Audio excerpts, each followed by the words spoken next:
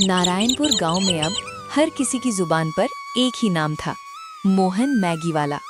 गांव के सभी लोग मोहन की मैगी के दीवाने हो चुके थे। हर शाम मोहन के ठेले पर मैगी खाने के लिए लोगों की भारी भीड़ लग जाती थी। मोहन और उसकी पत्नी मनोरमा की जिंदगी अब बहुत बढ़िया बीत रही थी, क्योंकि ठेले पर मैगी बेच-बेचकर मोहन को अच्छी खासी कमाई हो जाती थी। ऐसे ही कई दिन बीत जाते हैं। तभी गांव में एक दिन गांव के मुखिया का लड़का राजेश आता है। पिताजी नमस्ते, कैसे हैं आप? गांव में आए हुए मुझे काफी समय हो गया था, तो सोचा कि आज अपने गांव में ही घूम आऊं। अरे मेरे बेटे राजेश, कैसे हो तुम? चलो ये तो तुमने अच्छा किया कि तुम गांव में आ गए। और बताओ, तुम्हारा होटल मैनेजमेंट का कोर्स कैसा चल रहा है? बस पिताजी, मेरा होटल मैनेजमेंट का कोर्स भी पूरा ही हो गया है। अब मैं सोच रहा हूँ कि कोई अपना काम शुरू करूँ, क्योंकि होटल मैनेजमेंट का कोर्स करने के बाद भी होटल वाले मुझे सिर्फ 15,000 की सैलरी ही दे रहे हैं। फिर राजेश वहां से गांव की तरफ चला जाता है। वो देखता है कि गांव में एक ठेले पर भारी भीड़ लग रही है। जब सभी लोग वहां से मैगी खाकर चले जाते हैं, तब राजेश उस ठेले के पास जाता है।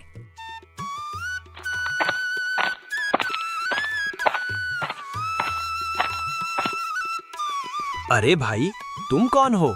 जब पहले मैं इस गांव में रहता था तब तो मैंने तुम्हें नहीं देखा था। और क्या गांव वाले तुम्हारी इस मैगी को खा लेते हैं? हाँ भाई, मैं अभी 1 महीने पहले ही इस गांव में आकर रहने लगा हूँ। मेरे पास कोई काम नहीं था, तो सोचा कि गांव में कोई नया काम शुरू करूं। फिर मैंने मैगी बेचने का काम शुरू किया और देखते ही देखते मेरा काम चल पड़ा। अच्छा, तो ये बात है। चलो भाई, ये तो तुमने अच्छा किया। इससे गांव वालों को भी शहरी खान पान के बारे में पता चल जाएगा और उन्हें नया स्वाद भी मिल जाएगा। लेकिन तुमने मैगी की एक प्लेट का क्या रेट रखा है? बस भाई, गांव होने के कारण 10 रुपए की एक प्लेट। क्या? सिर्फ 10 में एक प्लेट? लेकिन शहर में तो 100 रुपए की एक प्लेट मिलती है।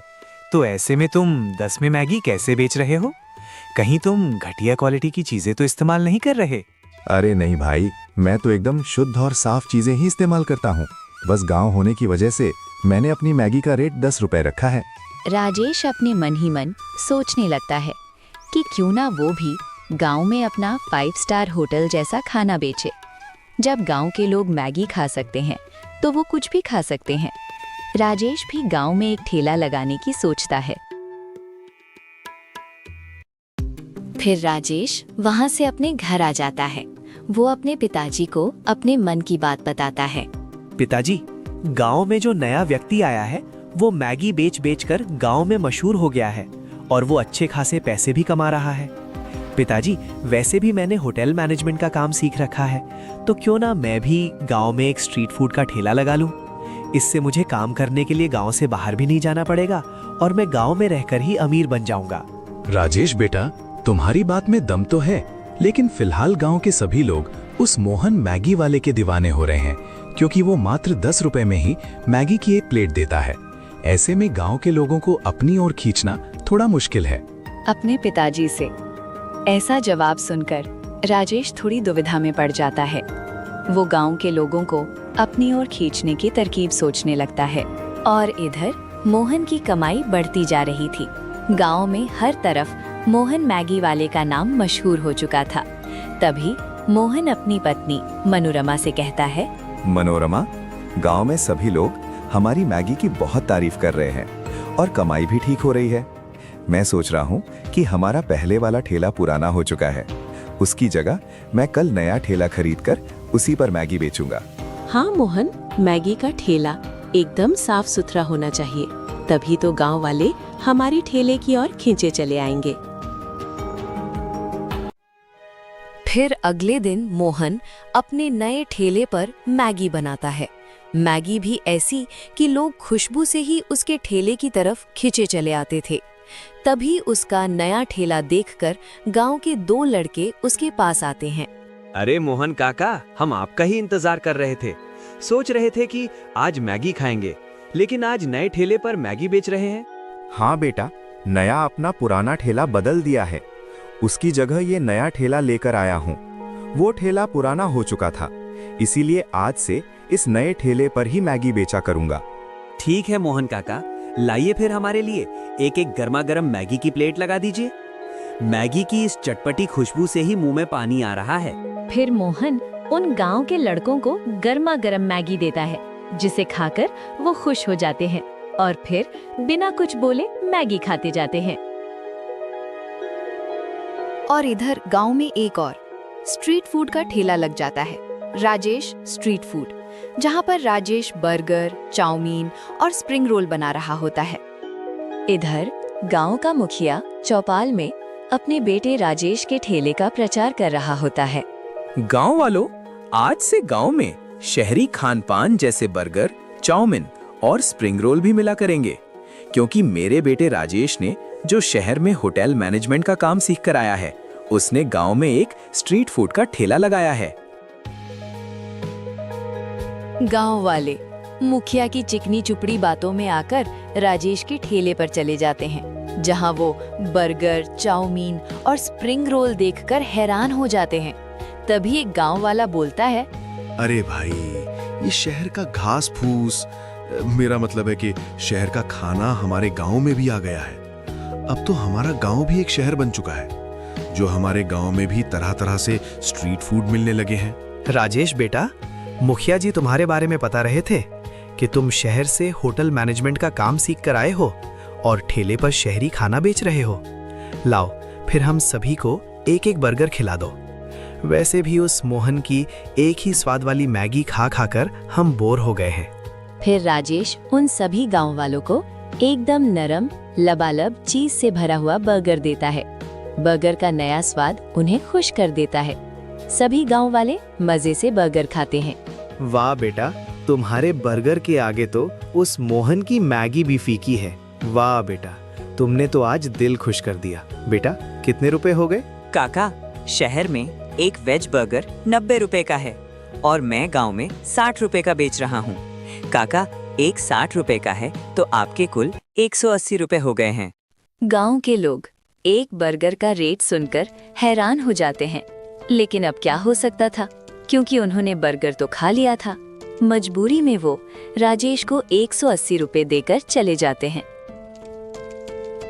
इधर मोहन की मैगी की बिक्री भी कम हो जाती है, क्योंकि गांव वाले एक ही तरह की मैगी खा खा कर परेशान हो जाते हैं। उसके ठेले पर एक गांव का आदमी मैगी खा रहा था। तभी वो बोलता है, मोहन, तुम्हारी मैगी का स्वाद अब पुराना हो चुका है। हर बार एक ही स्वाद की मैगी खाकर मेरी जीभ का स्वाद खराब हो गया है। तुम कुछ और ट्राई करो। गांव वाले की ऐसी बात सुनकर मोहन भी उदास हो जाता है। मनोरमा, गांव के लोग अब पहले की तरह हमारे ठेले पर मैगी खाने नहीं आते। कई लोग तो शिकायत भी कर रहे हैं कि मैगी का स्वाद अब पुराना हो चुका है। उन्हें अब कुछ और नया स्वाद चाहिए। मोहन, गांव में मुखिया के बेटे ने नया ठेला लगाया है।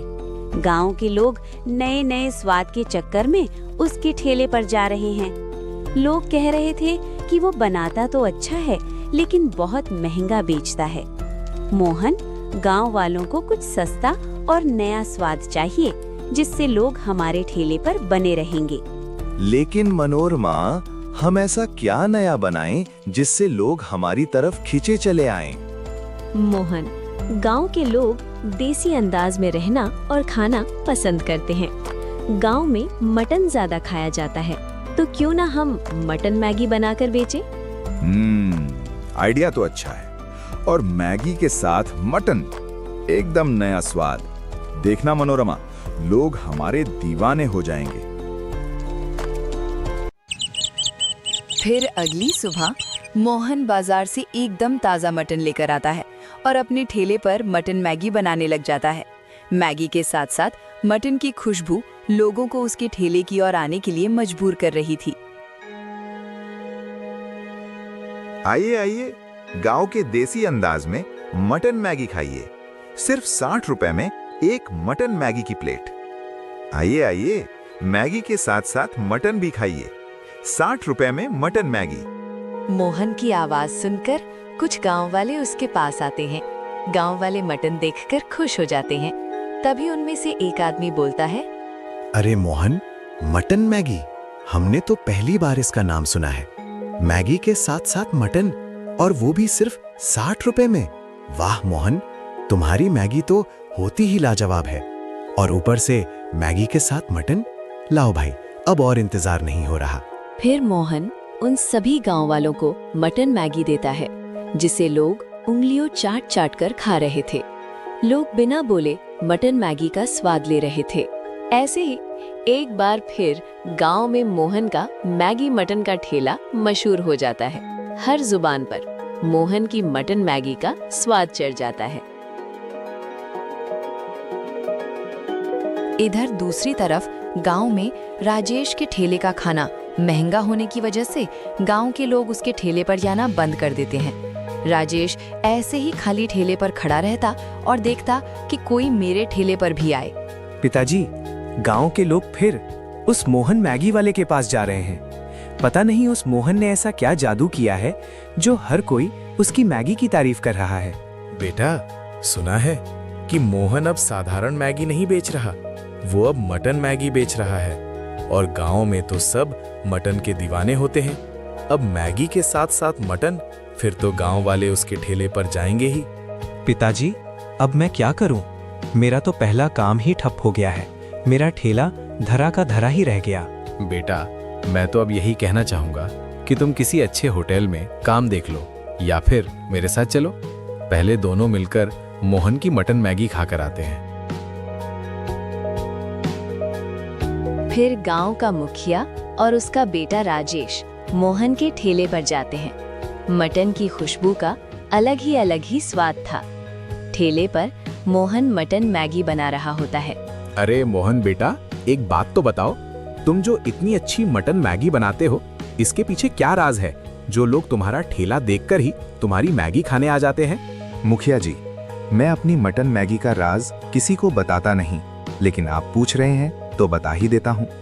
दरअसल मेरे पीछे मेरी पत्नी का हाथ है। वो घर पर ही मसाले तैयार करती है और पत्थर के सिलबट्टे पर पीसकर मुझे देती है। फिर मैं यही मसाले मैगी में डालता हूँ, जिससे मेरी मैगी का स्वाद उठकर आता है। हाँ बेटा, शायद यही कारण है जिससे लोग तुम्हारी मैगी खाना इतना पसंद करते हैं। लाओ बेटा, अब मेरे लिए भी एक प्लेट मैगी लगा दो। फिर मोहन गांव के मुखिया को मैगी देता है और मुखिया बड़े ही चाव से मैगी खाता है। मैगी के साथ मटन बड़ा ही स्वाद था और मुखिया बिना कुछ बोले मटन मैगी का स्वाद ले रहा होता है। और ऐसे ही एक बार फिर मोहन का मटन मैगी का ठेला गांव में मशहूर हो जाता है।